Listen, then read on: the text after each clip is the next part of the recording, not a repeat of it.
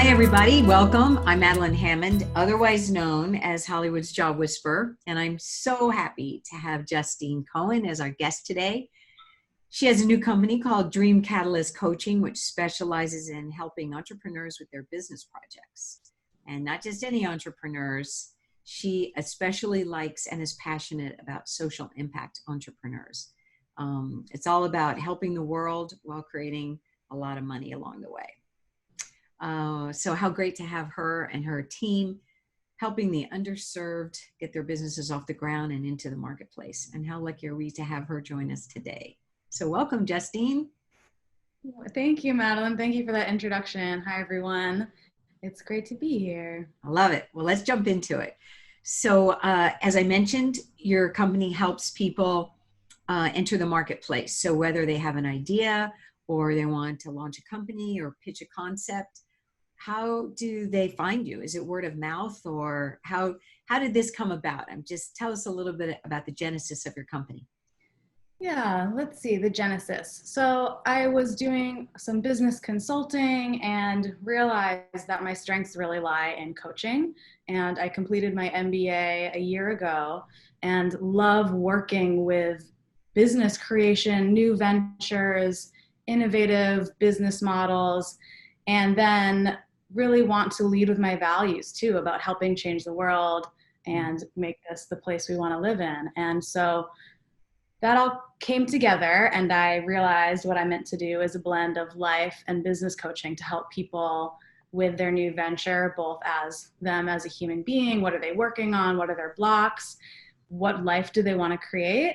And using all the more structural elements of business plan modeling. So yeah, it has grown organically so far, word of mouth, a little networking, and I'm grateful to have an incredible group of clients right now. Oh, that's so great. I love it. Well, you mentioned about a business plan, and I wanted to talk about that for a second because I've been asked by clients, since I do resumes, they're like, oh, can you also do a business plan? And that's a very specialized field, and you have an MBA, I don't, and so I know there's an art to it. Tell us about that, because I think it's an integral part to any pitch.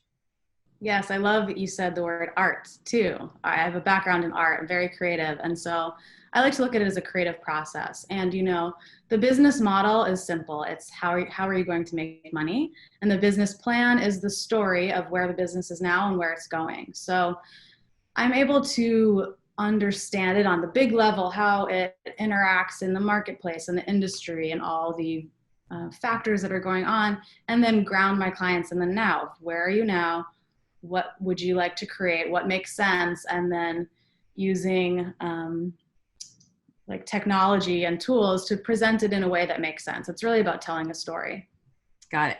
Well, you mentioned about your clients, and I referred to that in your introduction, that you're especially passionate about underserved, underrepresented people.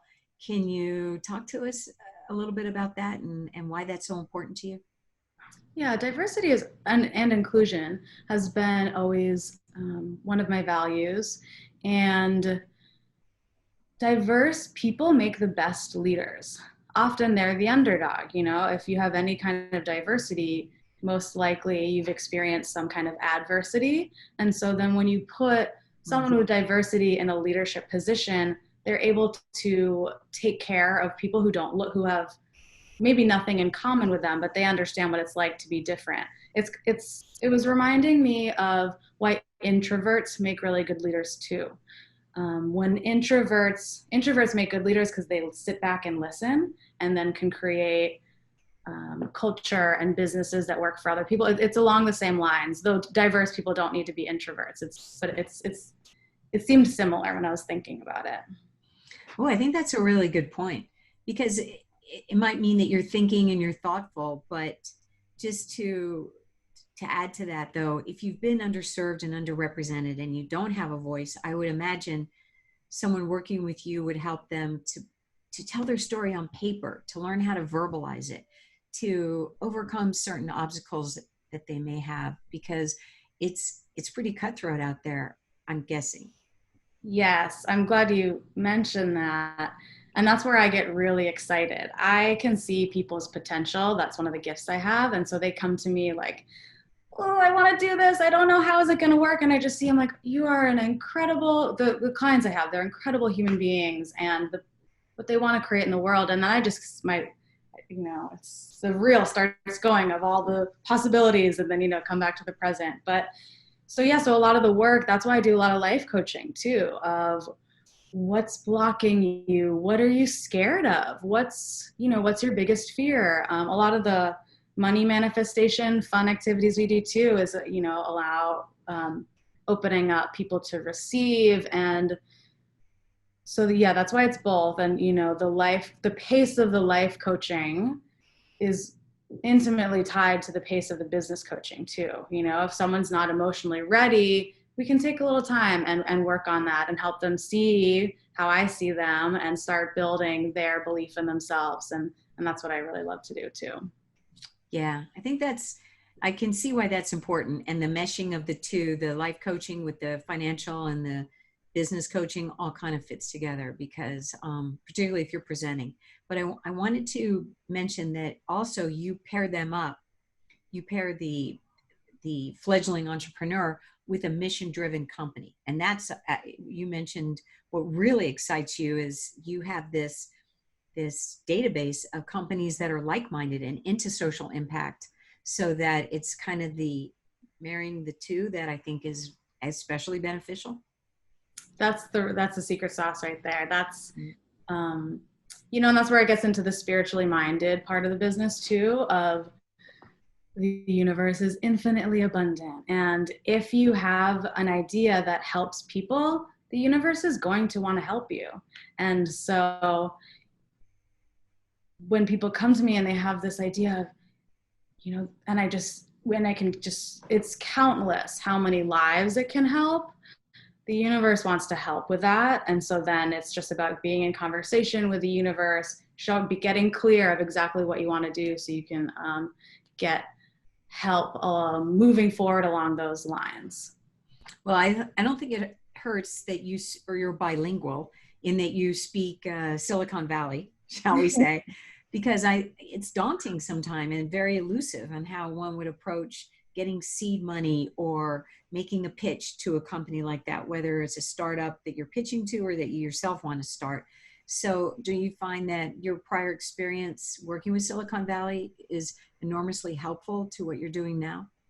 Yes, absolutely. I spent 5 years in San Francisco working with executive teams, investors, sitting on board tables here and helping with those like presentations for boards. And so I was taught in business school what investors look for, but I also was in the rooms when the investors are asking a question. And I think that's really unique experience and why I want to teach people who want to help the world. It can be scary. This whole like investing idea just feels like this huge, big idea, but they're just people. Some people have all this money they're in control of or managing, and they want to do good things with it too. So how can you show them that this is a great investment for them, both personally, how they'll feel good about it, and financially, that they'll get returns, and they can be you can be the company that gives positive returns to the investors while they're like scratching their head on the other 9, because that tends to be how it goes. But that's why creating a really strong business model, a sustainable business plan that's building money will be really attractive to investors and have long-term staying power too. Well, I like that you have a focus on money and that you mentioned financial abundance when you talk about what it is that you do. You have to, I'm guessing, make money along the way and show your investors that there's money, and it's taking it out of the realm of good intentions and something nice to do, and I think making it important. This is something that makes financial sense, because we're in a very black and white world right now, are we not? And it's at the end of the day, it all comes down to money. I like to say dreams were given to you for a reason, and dreams cost money. And it's interesting, money is is one of the most taboo topics in our culture. Yet, show me a day in your life where you don't, where money doesn't help you. So it's really about reframing, opening that, undoing that taboo, that thinking, and realizing that money can be fun and light and supportive. And most people have these philanthropic goals too, and money can help with that, you know. And like you said, we're in a black and white world, or it can feel like that, but um, you can put your money towards things you care about and really make a difference. And it also really helps you, for me personally, it helps me feel like I'm participating and doing something, which then increases my self-esteem, allows me to do more, and it's building that momentum, really. And making money while you're doing good, there's nothing wrong with that. You just make more money to do more good. But I think sometimes we feel, or sometimes it's perceived that, oh, you shouldn't be making money off of this if you're, doing something great for the world. I say, hey, why not? It just enables you to expand your vision and your dream. You said it perfectly. Well, I wanted to, how you were talking about when you're pitching and to be serious about it, and to have a business plan and a business model and make money. It's when you said that, it really resonated with me, because I'm always full of ideas, and I'm always like, oh, I have this great invention. And then I'll open up a catalog and I'll see my invention in there, and I'll tell everybody who will listen, that was my invention. But actually it was just an idea. I never did anything with it other than tell people. And so I'm just curious, Justine, how do you, when people come to you with good intentions and a good idea, but they don't really, I guess it's about making a real commitment. This isn't just something that's, you have to really be committed to your plan and getting this thing launched. And it's a long road sometimes. Is that correct? Yes. And the clients that are a good match here are ones that have already started. They've taken the first few steps and are kind of like, what am I doing? I don't know what I'm doing, but they've already started. Even just one step. And honestly, booking a call with me can be that one step. Because it really takes three things. It takes an idea, like you said, and then it takes the right team. So, does this idea belong to this person? Is it a good fit for them?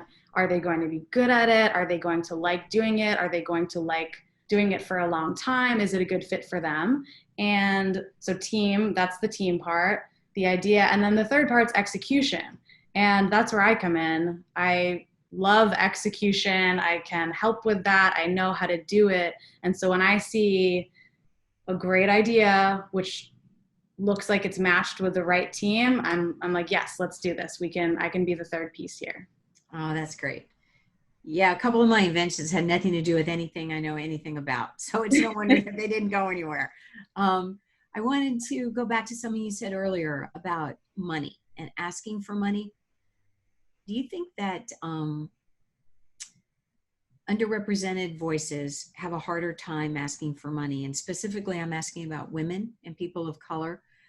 I found that when I help people with resumes and we get to the job interviewing and the part about money, it's very difficult, particularly for women, sometimes to understand their worth and to ask for it. Are there tips that you can give us on how to negotiate and find that voice? Yes, of course. Yeah, and it's tricky too. Each person's different. Some people, underrepresented groups are great at asking for money, but it's tricky because there is a pay gap oftentimes. So then in society, they've gotten used to earning an amount that's not actually in alignment with their value. But the negotiation tip that works best for me and that I love, and it's been created through the lens of helping women get more money. And it can be hard as women to ask for something for me, I need help, it's scary. But if I think I'm doing this for my clients, I'm doing this for my team, I'm doing this, for me, it's like this mama bear energy. If you're doing it for others, then we can show up to the table of, I'm worth this, because you have in your mind what you're going to do with it and who you're going to take care of and why it's important. And then that can reinforce a self-esteem. And then you can just go in and say, this is what I'm worth. And I know because 5 people paid me this already. And, I actually should raise my prices by now. So, but that's a trick that I like to use. It's a good trick, but you're right. If you take the focus off of you yourself and make it a little bit more bigger, then I think you don't feel funny about asking because you're not just asking for yourself. Maybe am I summing it up correctly? Exactly. Yeah, Yes. I think that's good. If somebody did have an idea for a company and they came to you, can you just briefly walk us through the steps in terms of how long it might take? So, you know how I mentioned before about the art of the business plan? I'm sure, I don't know, does that take a week to put together? Is it more? I have no concept of what this journey might entail. So if you could just use an example and give us a few of the steps. Of course. So each package is custom designed for the client. So I do have steps 1, 2, 3, 4. I have them, but depending where they are in the process depends the order, and we can be flexible there. What I'm seeing what works with my clients is either doing a 3-month arrangement, because in 3 months we can do a lot of the life coaching, the mindset. We have time for different projects. We have time for things. And in my own life, whenever I wanted to make a big change, 3 months was an appropriate amount of time. It's kind of these like 2 6-week sprints if you're thinking in tech time. Mm-hmm. So 3 months for lasting change, and then we can see where we go from there. Or a 30-day kind of little reset of maybe they're not ready yet, they don't know, they're thinking about it, and then we can start some of the business coaching and do a lot of the life coaching to get them ready. So I'd say in the 3-month, yes, definitely by the end of 3 months, You're ready. Yeah, you're ready, and it's realistic to have all the business. I want my clients to walk away with the documents that they could go talk about their company to any investor with. So they can be ready for those conversations whenever they happen.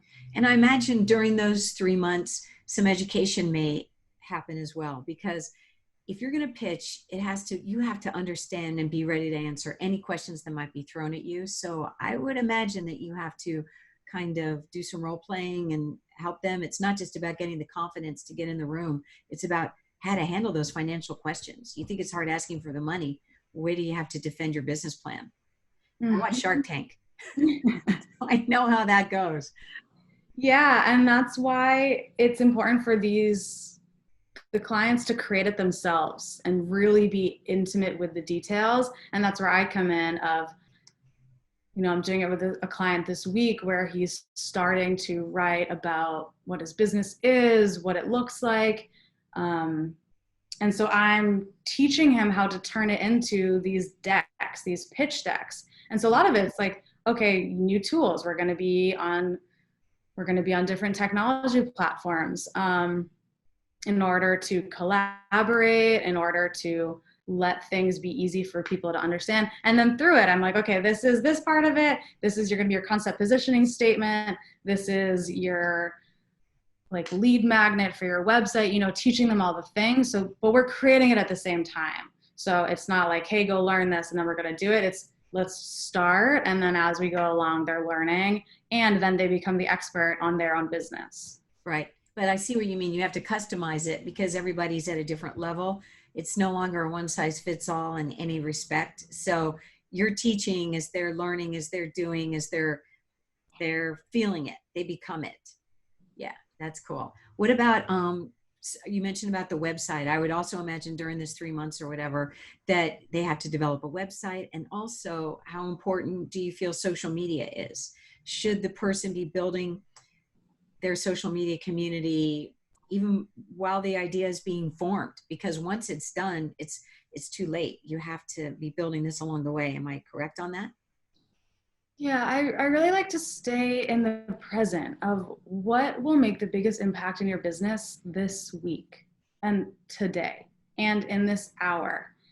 And yes, what's your 8-week rollout plan? What's your 2020 goals? What are you putting on the list for 2021? I did goal setting with companies. When I worked in tech, I helped lead and manage strategic planning for companies. So I can see the long term, but when it's a little bit of executive coaching of you're the boss, you're starting your business, what is going to be the most important?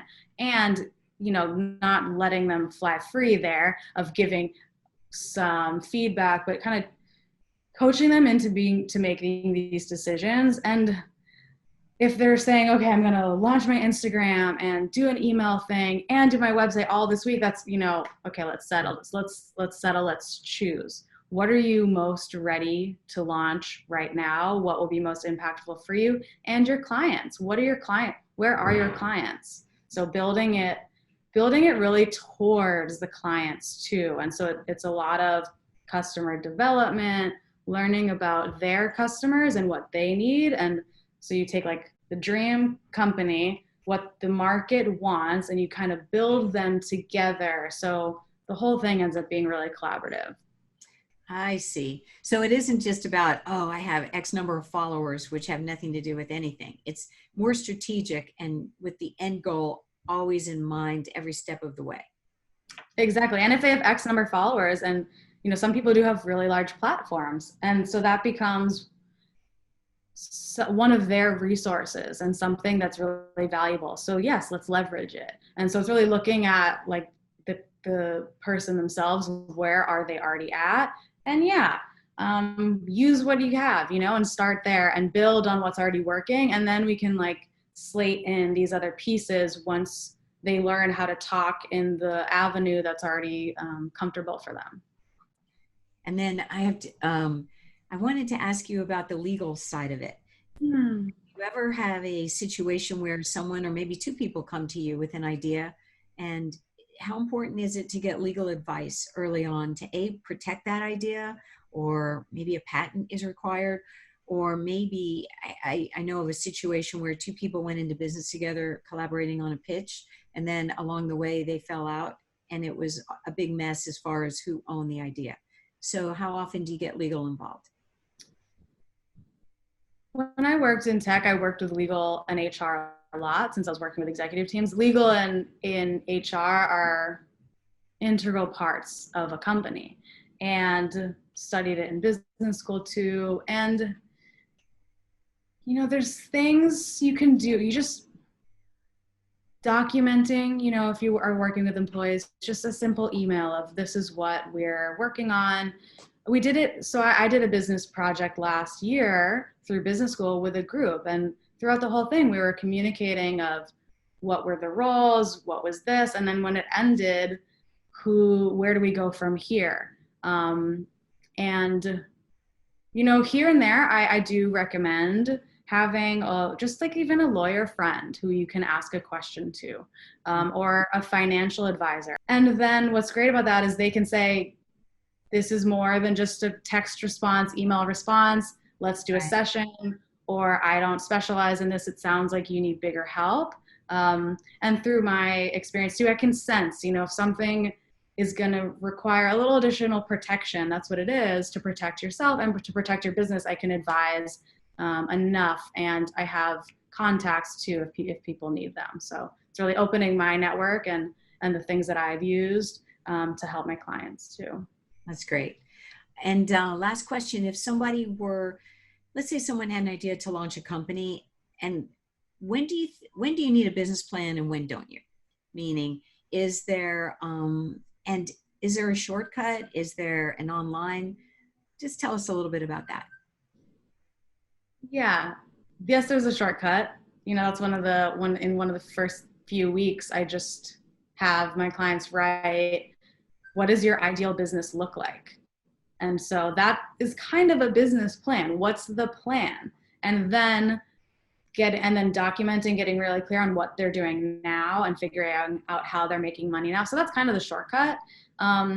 When do you need a buttoned up 5-page to 10 page written business plan when you have a meeting that requires it, or or if you're sensing that you're going to be around people in your network where this would be helpful to have in your back pocket, yes, let's create it. Don't call me and say, I have a meeting in an hour. You can kind of sense when it's time, and then create a deadline. Maybe just book a meeting, pitch to me, and that's going to be the deadline. And then all of a sudden you have your business plan and we're good. Right. You know what? You're right. We really don't get anything done without deadlines, whether you have to artificially make them or have you be the person. But you're right. It all requires, it just requires a commitment and sticking to it. And I think especially during this time, while we're during this pandemic time, and maybe we have just a little bit more time than we might not have had before, if we're in between or maybe furloughed or whatever, I guess this is the time to really, as your company states, if you've got a dream, let's get it going. I really don't see a better time than right now to do something like this. Do you agree? It is the best time to start a business. Recessions specifically are the best time to create a business. So many things are shifting and moving in the market. I mean, even just societally, structures are changing, and it's a time for wealth and power and the system to be redesigned and created. Of the biggest 5 to 10 IPOs that happened in the last year or two, regardless of the outcome, some went better than the others, but all of those companies were created during a recession. Every single one. Really, genius and innovation are required at these times, so it causes people to really think, okay, what can I do? And like you said, and then the time of, okay, I have this extra time, let's do the thing that I've been thinking of forever. I have so much compassion for the pain and suffering that's going on in the world right now, and I do feel that. And I'm really excited about the potential of this time and the businesses that I can help create. Oh, I love that. Well, I just appreciate your time and talking to us today about this, because I know that sometimes people have these ideas, they don't know where to go, they don't know how to start, they don't know if they're viable. And we can talk ourselves out of something so fast, can't we? So I appreciate you being here today to give people kind of insight into how to make those dreams happen. So keep doing it. Thank you, Matt.